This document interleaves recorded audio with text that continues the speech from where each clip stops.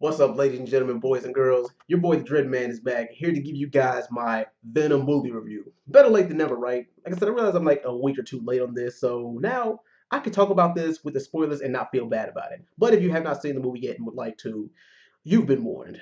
But just on to the review. Now, me personally, I, like everybody else, was very, very critical going into this movie and was kind of a skeptic because a lot of people didn't know how this movie would stand on its own with the Marvel Cinematic Universe, the main MCU. They don't know how it would stack up to those movies and how this would stand compared to that because the MCU is such a worldwide hit and such a big phenomenon, and it has been for the past 10 years. So it's like, well, can a movie like this have any kind of with no kind of real continuity or connection to the main MCU stand on its own? And me personally, I mean, I love my superhero movies to death, so I'm a little bit more lenient with how I grade and review movies. I'm not like one of these super big YouTube movie reviewers on YouTube. But I'm a little bit more easier to please than the average YouTube movie critic. But that's neither here nor there. But my two main gripes and complaints were the same as the majority of people who review this movie is. One, will not having the R rating in this movie hurt it, and will this movie miss Spider-Man in any kind of way, shape, or form, or will it have any kind of references to it? Now, my answer to both of those is not having the R rating and not having Spider-Man in this movie didn't really hurt it, but those two extra elements, I mean, if you would have added those two extra elements, it would have helped. But I think they watered it down to PG-13 just in case they want to immigrate it or into the main MCU in the next 2 to 4 years, which I can pretty much see happening.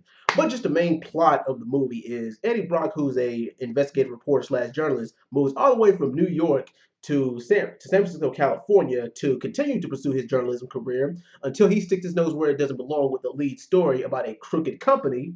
He gets fired from his job when he tries to pursue this story, only to find out several months later that he was actually right, that the company was doing illegal experiments on homeless people. He goes in with the help of one of the workers of the company, and he ends up contracting the parasite or the symbiote, which calls itself Venom.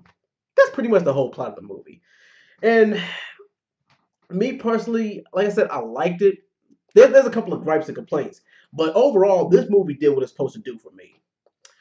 Gave me some action, gave me a few chuckles every now and then, and told a somewhat convincing story. Like it wasn't. I mean, a lot of people are worried about this movie not following any kind of source material, animated series, comics, etc., or any other previous movies. But hey, it didn't really need to. I mean, now Tom Hardy's performance as Eddie Brock, I liked it because he captured the that hard hitting investigative journalist, thing down pat, and with his interaction with Venom. His interaction with Venom is pretty much what stole the movie for me.